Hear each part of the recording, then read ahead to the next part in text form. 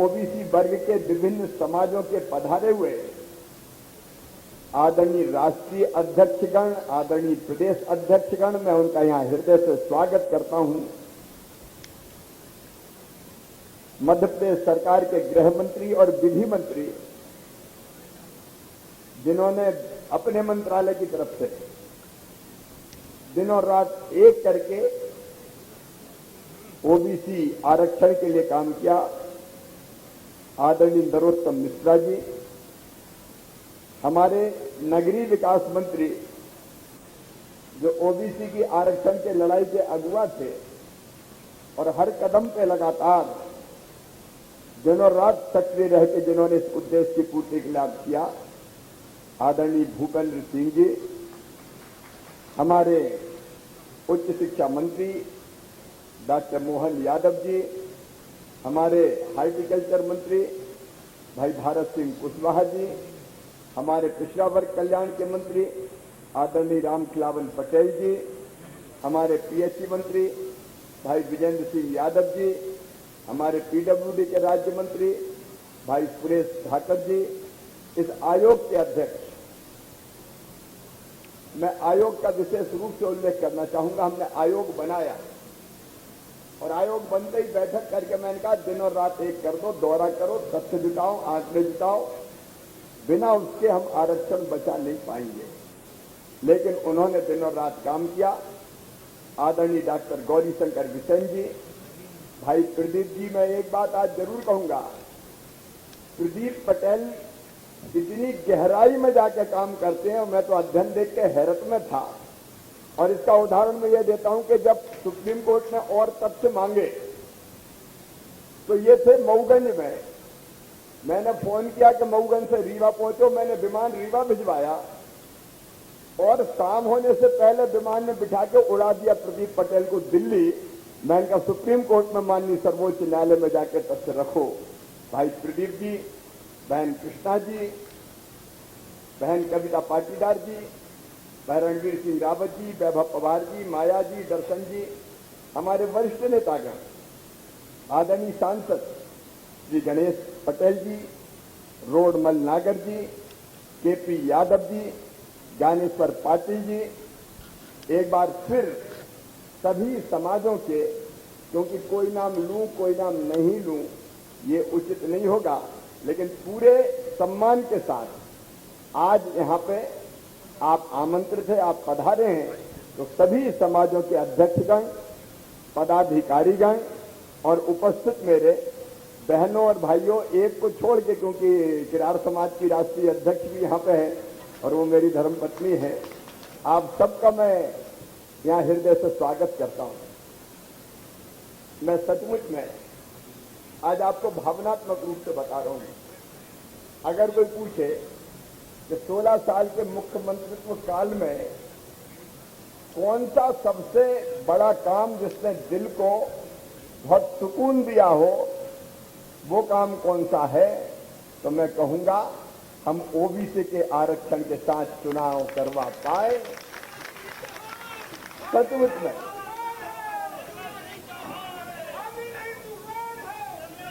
सचमुच में ये लगभग असंभव था, लेकिन मध्य प्रदेश की विधानसभा में मेरे विधायक मित्र बैठे हैं, अनेकों वरिष्ठ विधायक साथीगण बैठे हैं।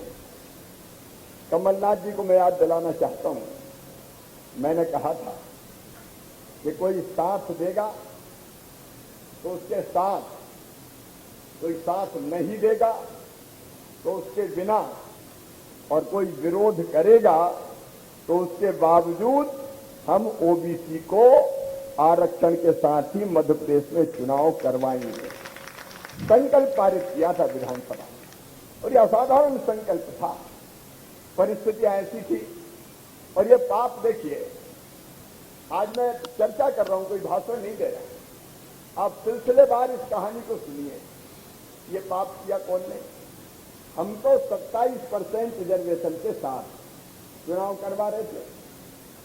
चुनाव की अधिसूचना जारी हो चुकी थी, पहले देश के फॉर्म भरे जा चुके थे।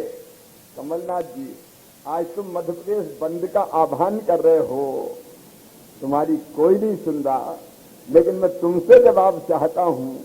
भारतीय जनता पार्टी की सरकार चुनाव करवा रही थी, क्यों तुम्हारी पार्टी पहले हाईकोर्ट में गई, हाईकोर्ट में पिटे तो माननीय सर्वोच्च न्यायालय गए, सर्वोच्च न्यायालय ने कहा हाईकोर्ट ही आओ, यहां काय को आ गए तो फिर हाईकोर्ट आए, और अंततः इधर उधर की बात करके महाराष्ट्र का गवली प्रकरण का उदाहरण देके तुमने ये फैसला करवाया था कि ओबीसी के आरक्षण के बिना चुनाव होंगे।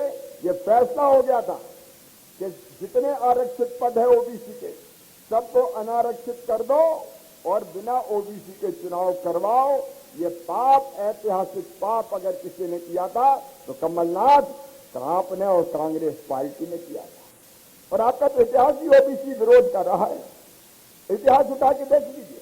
आज चूंकि कांग्रेस नाटक कर रही है, आरोप लगा रही है, बंद का आह्वान कर रही है, इसलिए मैं पूछना चाहता हूं, पहले तो एक ही बात का जवाब दे दो जिसका उल्लेख क्या हुआ है। कमलनाथ जी, सोनिया गांधी जी, राहुल गांधी जी, प्रियंका गांधी जी और जितने जी हैं उनके एक बात का जवाब मुझे दे दो।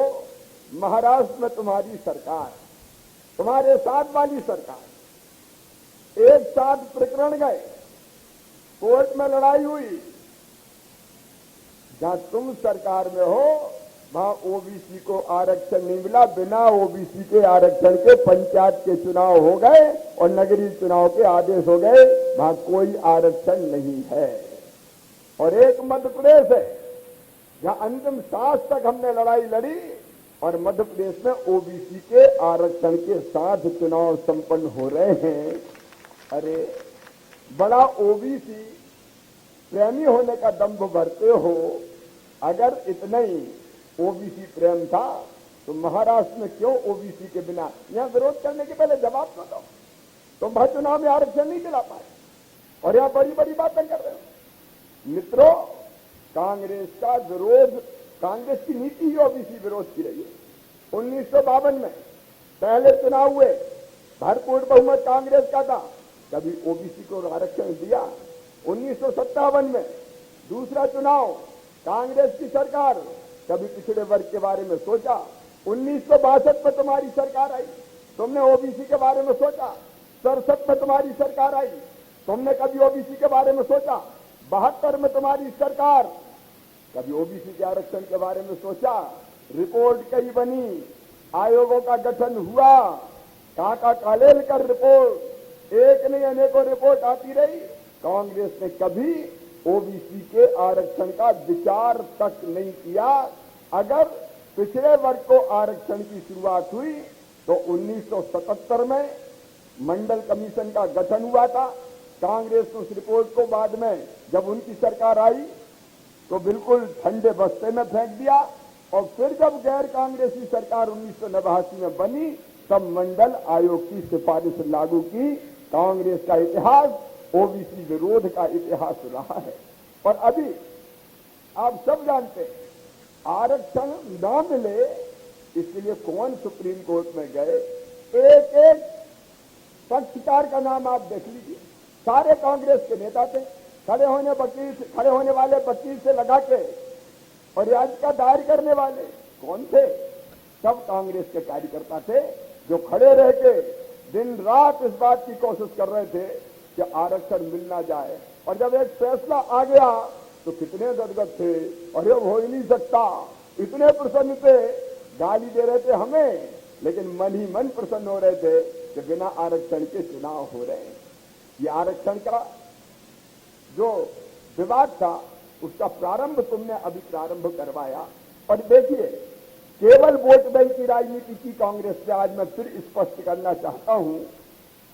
इन्होंने सरकार बनने के बाद ऐलान कर दिया वोट के लिए 27% आरक्षण। 8 तारीख को, 8 मार्च को 2020 में यह फैसला इन्होंने किया, 2019 में, और तत्काल 10 मार्च को कोर्ट में चले गए। कोर्ट में गए तो आरक्षण मिले। इस पक्ष में वकील तक इनके जो एडवोकेट जनरल थे, कमलनाथ जी जवाब देना पड़ेगा, एडवोकेट जनरल ही खड़े नहीं हुए। 18 तारीख को स्टे हो गया, और उस स्टे के बाद कमलनाथ ये भी जवाब आपको देना पड़ेगा, आरक्षण पर स्टे के बाद 27% आरक्षण पर तुम सुप्रीम कोर्ट तक नहीं गए, तुमने याचिका तक दायर नहीं की। मन ही मन प्रसन्न थे कि हमने कह भी दिया और दिया भी नहीं, कोर्ट ने रोक दिया। क्यों नहीं गए सुप्रीम कोर्ट? हमने तो अंतिम सांस तक लड़ाई लड़ी, तुम्हारे वकील सुप्रीम कोर्ट में खड़े नहीं हुए, तुमने दोबारा कभी कोशिश नहीं की, केवीएस दायर नहीं की, केवीएस दायर नहीं की। कई बार जब ऐसा मामला आता है कि कोर्ट में मामला जा सकता है तो सरकारें केवीएस दायर करती है, इन्हें केवीएस दायर नहीं की। उल्टे में आज चूंकि ये बात कर रहे हैं बंद की, इसलिए कहना चाहता हूं, उल्टे इन्होंने जब हाई कोर्ट में 27 से घटा के 14% आरक्षण मिले, ये स्थगन दिया शैक्षणिक संस्थानों में, तो इनका वकील वह पूछता है कि शैक्षणिक संस्थानों में तो हो गया, क्या पीएससी में भी ये आरक्षण 14% कर दें? ये कांग्रेस का वकील कहता है। किसको मूर्ख बना रहे हैं, मैं पूछना चाहता हूं। केवल मूर्ख बनाने के अलावा दूसरा काम नहीं किया।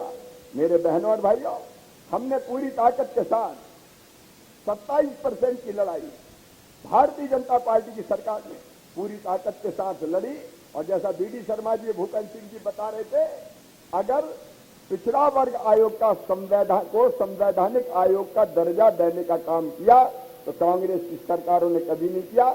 हमारे यशस्वी प्रधानमंत्री श्रीमान नरेंद्र मोदी जी ने ही किया। शैक्षणिक संस्थानों में नीट जैसी परीक्षाओं में 27% आरक्षण अगर लागू किया तो कांग्रेस ने कभी नहीं किया, हमारे प्रधानमंत्री नरेंद्र मोदी जी और भारतीय जनता पार्टी की सरकार ने किया। और अभी भी भारतीय जनता पार्टी की सरकार हर कदम पर, हर स्तर पर इस लड़ाई को लड़ने का काम कर रही है। मित्रों, कांग्रेस ने दिखावा किया और काम होने नहीं दिया, और अब भी लगातार उनकी कोशिश यही थी, लगातार, कि कैसे भी ये हो नहीं जाए। इसे कभी हाई कोर्ट, कभी सुप्रीम कोर्ट, कभी यहां, कभी वहां, घूमते घामते कैसे आरक्षण ना मिले, इसी बात का वो प्रयास करते रहे।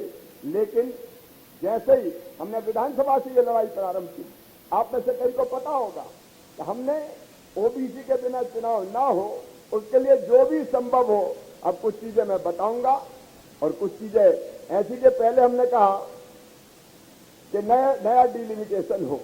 नए डिलिमिटेशन के बाद फैसला हो गया तो हमने कहा कि बिना ओबीसी के चुनाव ना हो, इसलिए हमने कहा नहीं, अब वो पुराने 14 के डिलिमिटेशन पे चुनाव होगा। हम जितने प्रयास कर सकते थे, इसलिए कि हमको न्याय मिल जाए कोर्ट से, हर संभव कदम उठाने की हमने कोशिश की। और तब जब आयोग की बात आई, सुप्रीम कोर्ट ने कहा कि 3T टेस्ट होना चाहिए, ट्रिपल टेस्ट, तो मुझे गर्व है हमने देर नहीं लगाई। ये ओबीसी कमीशन हमारा बैठा है, विधि मंत्री भी बैठे हैं, तत्काल हमने गौरी शंकर बिसेन जी की अध्यक्षता में आयोग का गठन कर दिया।